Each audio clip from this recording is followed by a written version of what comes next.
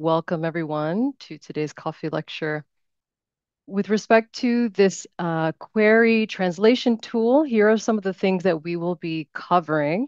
So we want to touch on as to why we want to go beyond searching PubMed, a quick word on some things to consider with search translation, and of course, a brief introduction to Embase. And we will take a look at some of the use cases, and I will provide some tips if you do decide to test out this tool. So you might be wondering, okay, I've done a really wonderful PubMed query. Why do I have to look further? There is research to support that including additional sources can help with giving you a better scope of the literature and even identify articles that PubMed will not have indexed. And of course, depending on the type of project you plan on doing, it may be worthwhile to consider other tools. However, with respect to search translation, right? Search translation is not a one-to-one. There are things you need to keep in mind with respect to search features, right? Subject headings will vary from database to database. And though it is important that if you are translating your free text terms or your keywords would be applied consistently, it does require the user to have some in-depth knowledge in order to develop a good search strategy, evaluate it, and then, of course, when translating, being able to make some additional decisions. And just to get kind of a sense of what this would look like, right? When you're searching in multiple sources, for example, in PubMed, right, where we have, of course, syntax to search your keywords, right, with title or abstract. We, of course, have specialized vocabulary or what we would say database terms. And then, of course, there are other things that you can incorporate to optimize. And with Embase or in other tools, right, this might look a little bit different. So here we have PubMed, Embase, and APA PsycInfo through the Ovid platform. And you can see here, right, it's not going to be a just copy and paste with the searches. And so this is something you'll need to be mindful of when you're translating. And so, right, the issue is with translation is that it does take a lot of time and effort, which could be a barrier as to why individuals might be just comfortable searching in one source. And so the hope today is to give you at least a tool that you can test to get that additional literature in a more seamless and quicker way. And so think about the translator tool as, right, PubMed and Embase communicating. You get then all of that wonderful literature, and then you can finish and proceed with the next steps of your project. But I think it's important to consider before even testing out this tool with your PubMed searches, it is really important that you examine those searches closely because that has implications as to what will be translated. So with your PubMed search, right, what were the initial results? And in the platform, were you optimizing with what was available? And before we can discuss the query translation tool, maybe some of you need a refresher on Embase.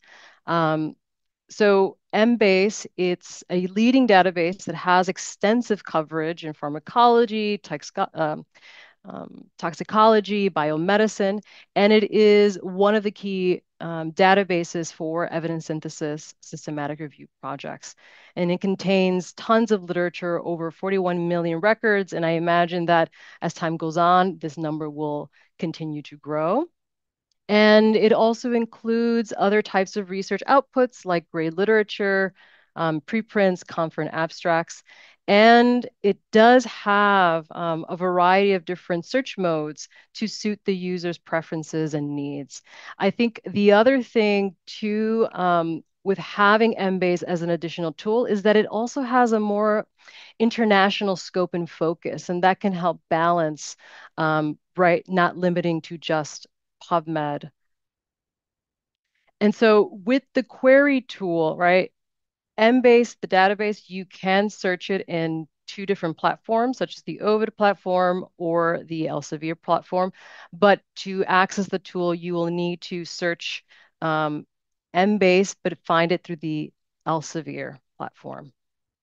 And so here is a quick look of the first thing when you enter Embase. And so you can see here there are multiple ways that you can search, right? If you want to do a Pico search or a specific medical device search, drug, disease, this is also possible, finding citations, but where we're going is the query translator tool.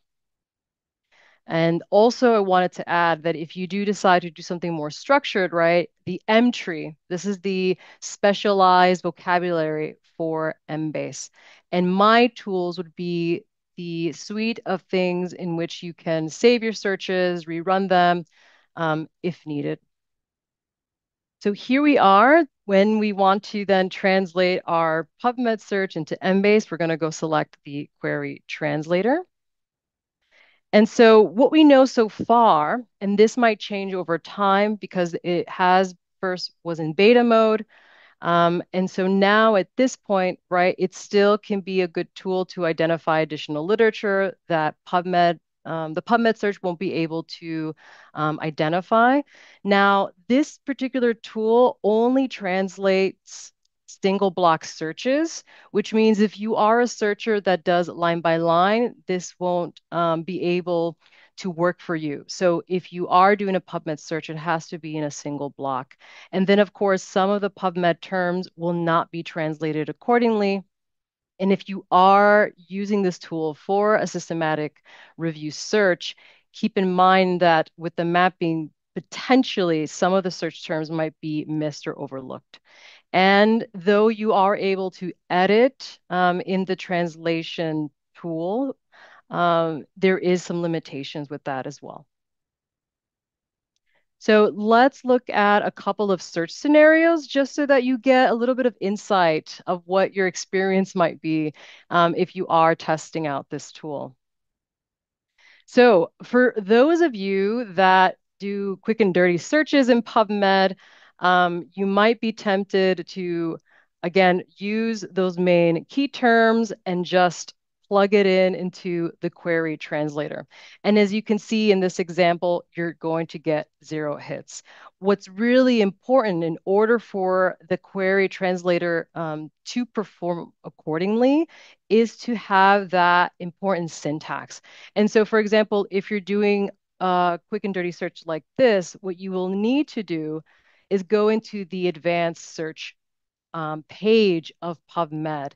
And under the details, you will see how PubMed has interpreted your query. And then this is the search strategy that you would then input in the query translator tool. And so here you can see, right, once you import those results, you would click on translate. And in this particular example, with the mapping, right, therapy, the mesh subheading, because Embase doesn't have that, right, it's by default going to translate it in a different way. So if you are doing these quick and dirty searches, you might want to look at the search details and slightly modify that, and as well as getting something more specific, a little bit more precise for the results. And so ideally, right, you want to have a very structured search. And so here we have an example where we have two main concepts where we included, right, from PubMed, the mesh syntax, as well as optimizing with truncation, indicating where our free text terms should be searched. Once you click on translate, then you can see what was then populated. And then below that, you have the option to see those results, take it to advanced search, or even copy the query. And copying the query could be helpful if you want to make some deeper modifications outside of the platform. Now, you can then decide to take it as is, but I would encourage you that if you are using this tool, you want to take a look at how some of the translation is occurring. So in the Embase results of the search, right, you can actually click on the terms and it will actually open up Mtree. And so Mtree is essentially where you can see the hierarchy of those database terms. And that gives you a little bit more information as to how the translation is happening. And that might give you some more ideas of how you might want to then tweak the search. And so here, exploring child EXP, right? So EXP is a syntax for explosion because in the PubMed search, right, searching by mesh, PubMed automatically explodes. And so that is why you get this particular result. But of course, you can go deeper into the M tree, look at the hierarchy to see what all of the entry terms are being searched, but you can also modify this. So instead of having it explode, you can then limit by the different options, such as the major focus or only searching that particular term and so on. And so here is why it's really important that if you are searching in PubMed, that you also understand, right, the mesh hierarchy as well. So here we have two subject headings, right? One from PubMed and one from Embase. And you can see how different they are. And so this gives you, again, a bit of idea as to why, right, certain terms or certain results will come up. In Embase, there is a lot more nuanced vocabulary. So you can see here in this example, adolescent in PubMed, right? There's nothing underneath that term. But in Embase, we have adolescent, we have adolescent parent, hospitalized, adolescent, and so on. And then we have, of course, the term information. That might be helpful to at least ascertain, okay, is this the population that I want to include? Now, when it comes to syntax errors, it can vary. So here is an example of a query that at first glance, it looks fine. And so when I incorporate it right into the translator tool, I get an error that it cannot be processed. So with this particular tool, it is really critical, especially if you're doing these single block searches, that you have the right amount of parentheses, because if not, then it's just going to tell you that it cannot be processed. On the other hand, sometimes even with errors, it will still process. So here is an example of a search that I did in PubMed, but I put in right an error for the mesh syntax. And somehow it was still able to do the search. And instead of searching child, right, as an entry term, it would just search it right in all fields. If you are going to be optimizing in your PubMed searches using proximity, um, now at this point, Embase is able to do this well. However, keep in mind that in PubMed, you can use proximity using 0. And so here an example of diabetes, right? Using that particular syntax with 3. In Embase, it will translate it to 4. And this is because in PubMed, you can use up to 0 as a value for your proximity searching. And if you do use 0, it's going to then just translate it as a keyword searching in various fields. And when it comes to incorporating other fields, right? So typically when we're searching, we do title abstract. Now in PubMed, if you're someone who uses the text word syntax in the Embase translator, you're going to get additional fields that you might not want that term to be searched. So here's an example searching diabetes. And in Embase, right, it's searching title, abstract, keyword, drug name, manufacturer name, trade name, right, so on and so on. And that might not be appropriate. And so here under the right-hand side, you can see all the different fields you can select. However, if your search query is very long, you can't apply it all simultaneously. It's something you would have to do one by one. And so this is one of the limitations when you're editing field codes for your free text terms. So once you've done a bit of testing, I think it is really important that you save your searches because you might want to look at it later. And if, again, With translating, you might get some ideas and insights that you might then have to go back to your PubMed, right? Your primary search and make some additions there.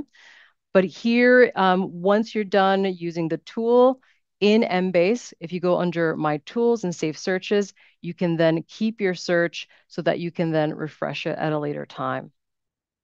And because you're going to be searching in multiple places, right, you'll have to ensure that you're only going to be screening the unique records. And so there are various types of tools that you can use, right, if you're including both a PubMed and an Embase search. And for those that are doing comprehensive reviews and you want to adhere to some of the reporting standards, the Prisma search is a great guide so that you are kind of being more clear and transparent with your search methods. And they have, of course, information as to if you're using any particular tools for your searches. So I hope that gives you at least a little bit of an idea of what you may encounter using this tool. Of course, over time, there might be some additional changes that could further enhance your experience, but I think that it is a good way to at least get an idea of what's out there and not resorting to only one tool.